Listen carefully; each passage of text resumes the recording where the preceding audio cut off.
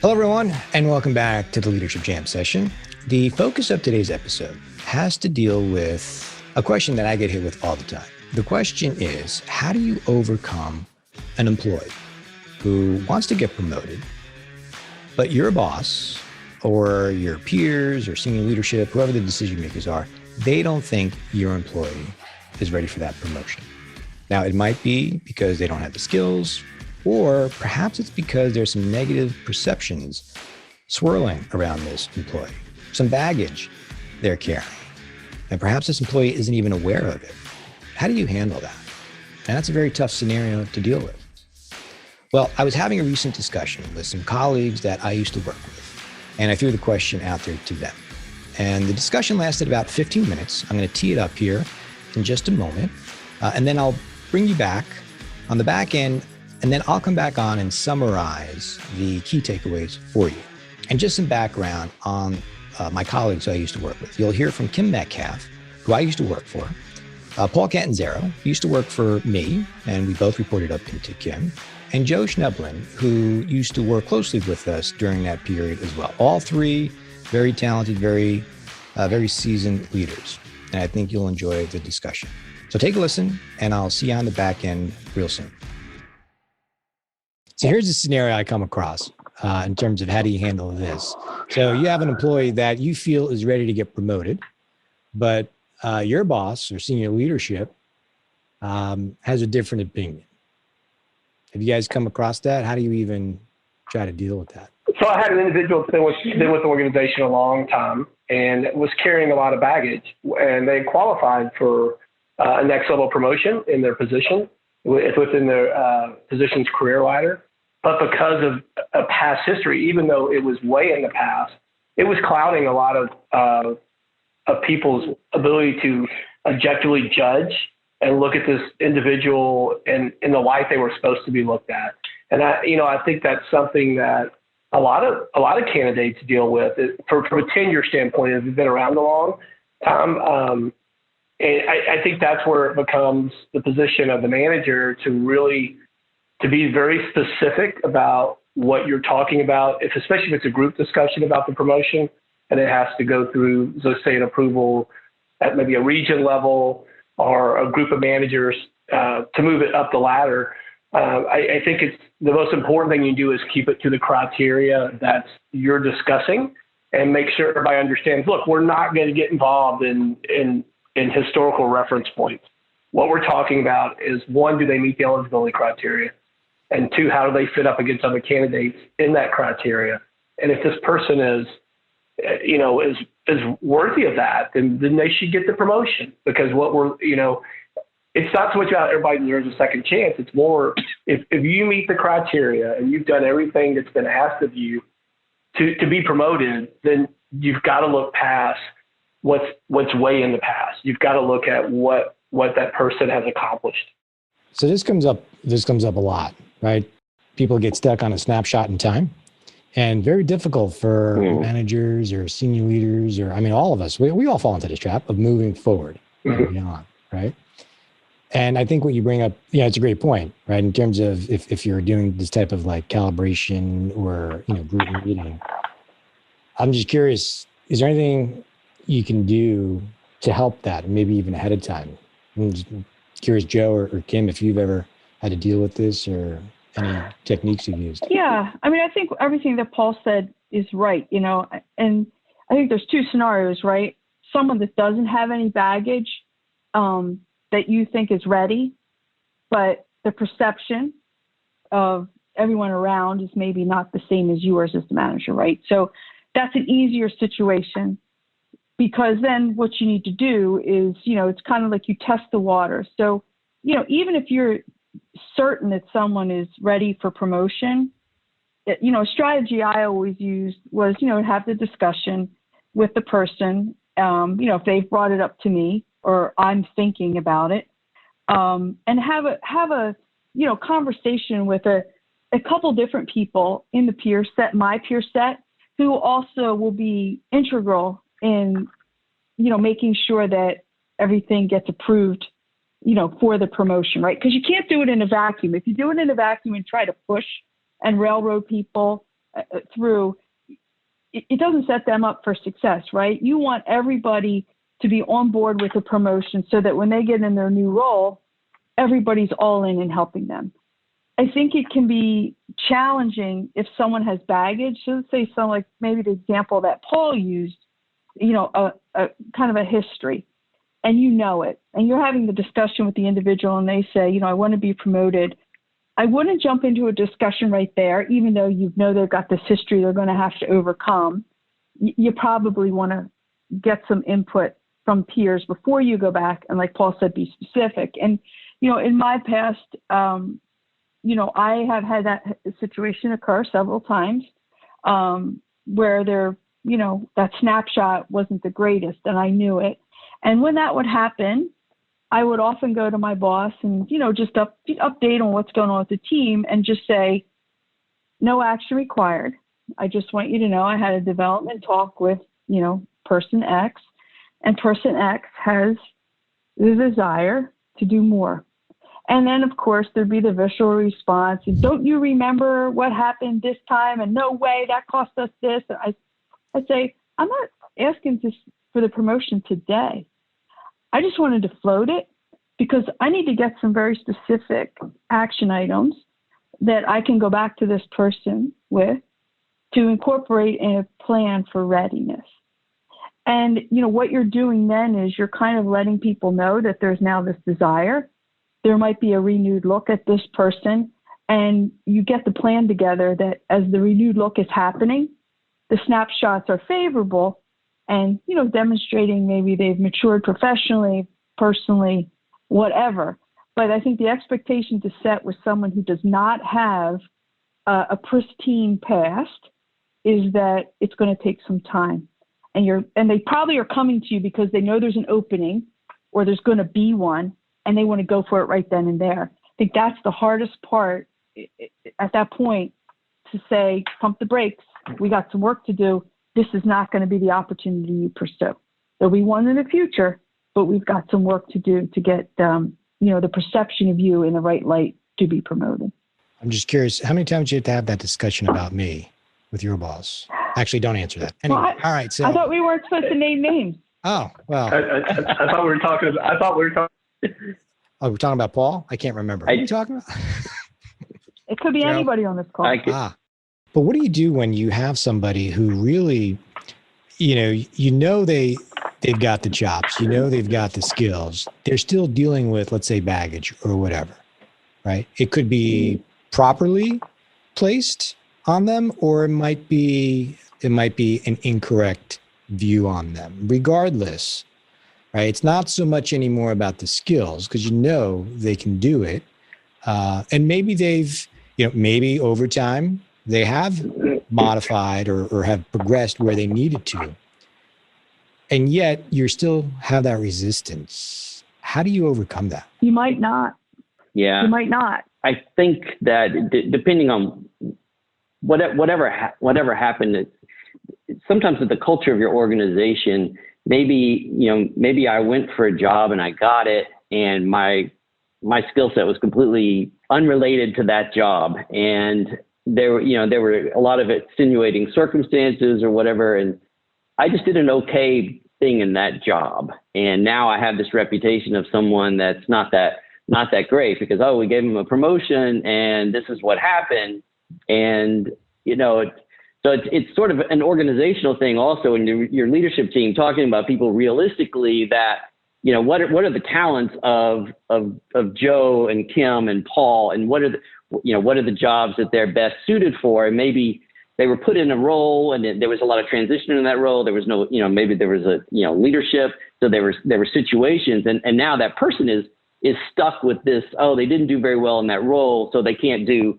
any of these other roles.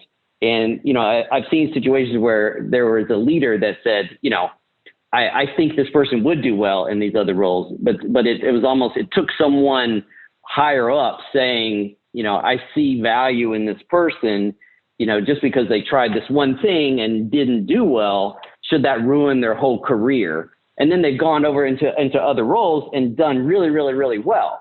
So, I mean, that's one, that's a positive situation, but if it's where they really, really had some sort of situation come up, and it was like, maybe it was personal, or depending on what, I mean, there's too many scenarios to count there, I guess. But that's a very common scenario. That scenario right there, right? And we actually had somebody on the team, Kim, that was a rock star, as a sales rep. And the idea was, well, let's just, make them a regional training manager. And, at the end of the day, they were average at best. At best. Hey, Rob, that hurts. So wait, right. We're not talking about Paul. Let's clarify. No. Yeah. Definitely not right. Paul. Paul was great. Right. And that comes down to a discussion of fit for the role. Exactly. Aligning the strengths to the competencies to the role, right? I think that the situation that Joe talked about, there's one thing about getting people put in a role and they're just average in the promoted role, right? You get a label for that. I think that's easier to overcome with, realistic discussion about fit, looking at their talents, where should we put them, right? And I've moved people out of roles into other roles that were better suited for them. You just can't let them sit there too long. I think that the baggage piece is that, someone does, they're completely, they're a compliance nightmare. They've done crazy things in the past. To me, that's the negative baggage that sometimes you can't overcome. The fit, the job fit baggage, I don't really look at that too much as baggage, because anybody that promoted someone into a role, you got to own that. If you didn't put them in a job with the right fit or give them enough support to be successful, but usually it takes easier, I think, to overcome. But usually it takes, people who are aware of that, leaders that come in and recognize that. But it's the ones that promote some of these individuals that won't admit that was because of what they did as leaders, moving them into their roles. And they would never admit that. All of a sudden, person A was a rock star, gets promoted, all of a sudden they suck. How is that possible? And whose fault really is that? For the leaders that recognize that and know that, they walk in and it's easy for them to see it, right? And align the right talents. It's real fun to say to your peers, I made a mistake with this hire. I got the wrong person in the wrong job. Yeah. And, that's also the beauty of doing, having some of your peer set help you to interview for roles. Because when there is a miss, it's not just you, the hiring manager, it's the team that assessed to say, yeah, this was going to be a good fit. Everybody's got to own it. Because if everybody agreed that this would be a good role for this person, you put them in it and it doesn't go well, the manager has to say it, but you should have some backup from other people who also kind of gave the nod and agreed with your assessment and idea for promotion. First time you do it, it's very difficult, but then after it happens, it doesn't happen probably a lot. The next times are easier, because the longer you let that person stay in a role that they're not a right fit for, the more detrimental it's going to be to their career. Yeah. That's a great point. That's what I was going to say. Is the baggage does matter. There's degrees of baggage, and to Kim's point, if it's something from a fit role, that's something easy to transition out of. If it's other baggage that you're carrying, fit and role baggage is something you could just carry luggage onto your next position, and eventually maybe your luggage gets a little lighter as you work things out. Stuff you've done in the past, it can be a little harder. And, the other thing I'll say is, Rob, one thing I always remember that we talked about is, hey, you can learn as much from a bad leader as you can from a good leader. Yeah. And sometimes the lessons you learn are more valuable from someone who is not a good leader, to y'all's point of somebody not owning up to putting somebody in the wrong position and then just letting them flounder. You can learn as much and how to develop yourself in not doing those things and helping people as you can from somebody who's an excellent leader. Yeah. So let's talk about Paul now. So Paul did overcome baggage. So many times over and over. I remember the discussion. The discussion when I had to put my toe in the water and throw his name for a potential candidate on my team.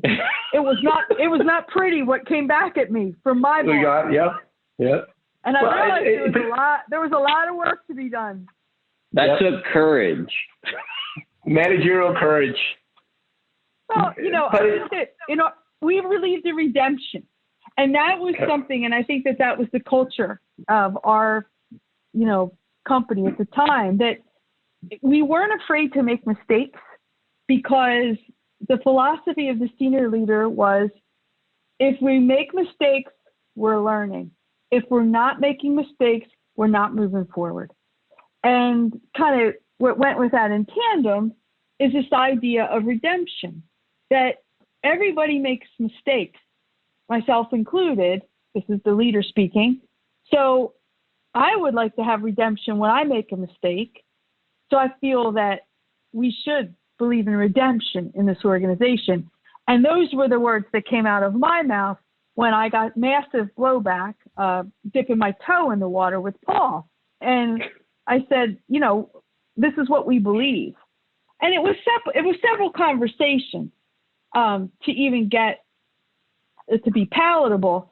But I believe that Paul would be a good candidate for the team and had seen the errors of his ways and was definitely mature in the way he was managing the perception that he was trying to overcome. So I felt it was worth it.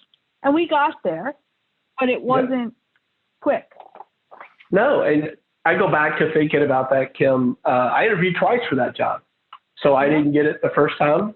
And, I remember this vividly because I called Rob.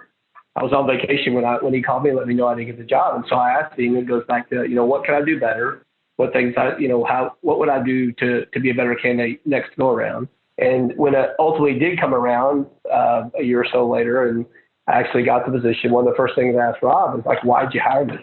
And he said, well, what kind of leader would I be if I gave you very specific instructions on what to do, and then you come back and you check the box on every one of those, and then I pass over you? So, that was the lesson I took forward as I developed my career and got the chance to lead teams, was just the redemption factor that you talk about and having those crucial conversations, because you had many crucial conversations with me over the years to get ready for that. It wasn't like I just showed up and interviewed. There were talks many times that I had with you, Kim, and then the discussions I had with Rob. I remember, he gave me opportunities to do stuff at meetings, and I changed it up one time and went to him right after I changed it up and told him, why I changed it up and what the reason was. And so I think those are all integral parts, but I think there's also the accountability of the person in addition to the managerial courage it takes and floating stuff out there. From the sidelines. So,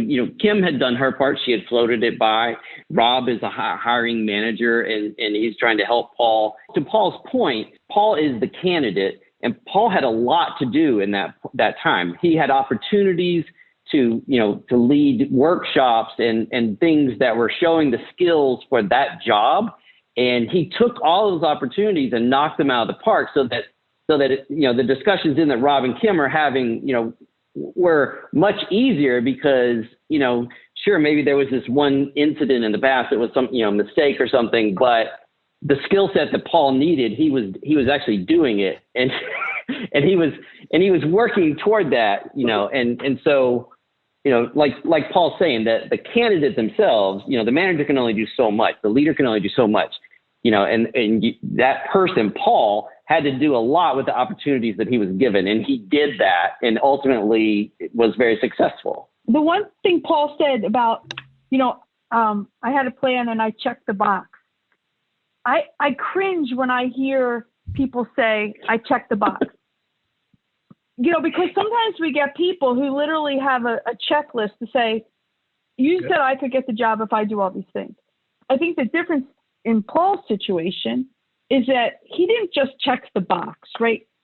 As Joe said, he embraced every opportunity that was given to him and dove right in and did very, very well. It wasn't like, I did this, I did this, I did this, I did this. He not only did it, he did it exceptionally well and It wasn't an exercise. And his approach also was very important as Rob was looking, as I was looking, and then had to sell it up to the next level, that, he embraced this. And he didn't just check the box. He did everything we asked him and more, and really has taken that development plan and enhanced himself to a whole new level. So that is very different than just checking the box, because Paul, you didn't just check the box. You did, like Joe said, hit all those opportunities out of the park. So you created opportunity for yourself. It's all about the effort, right, Rob? It's all about the effort. And she's still coaching Yeah. you. See that? Yes. So it takes a coordinated effort, right? It's possible to overcome. And Paul, I appreciate you letting us use you as absolutely, for a little bit. And it's possible to overcome it, but you can see it takes a well-coordinated effort on all parties involved. That doesn't happen overnight. All right, so let's summarize some of the key takeaways. But first, a big shout out to Paul. Appreciate his vulnerability and sharing his story with us. And to be fair to Paul, just some additional context. Some of the baggage that we were talking about had to do with a guilty by association scenario. Right? And unfortunately, a lot of us fall into that, where depending on our peers or who you report into, sometimes that unfortunately gets carried across to you.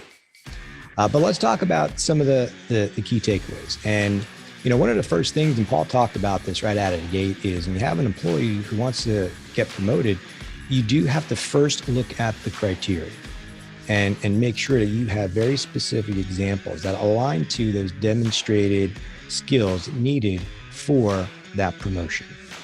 Next, as Kim talked about, you really need to test the waters first. Reach out to your peers, dip your toe in the water with your manager, whoever the decision makers are. Test the waters to get some feedback on your employee. And that does a couple things. First, if you are dealing with some negative perception, some baggage, well, you'll get some feedback. But it also helps to put these decision makers on notice too, that you're going to take the feedback to your employee, and this is an opportunity for a reset. And that hopefully over time, these decision makers or your manager will see a different scenario play out. The progress will be made.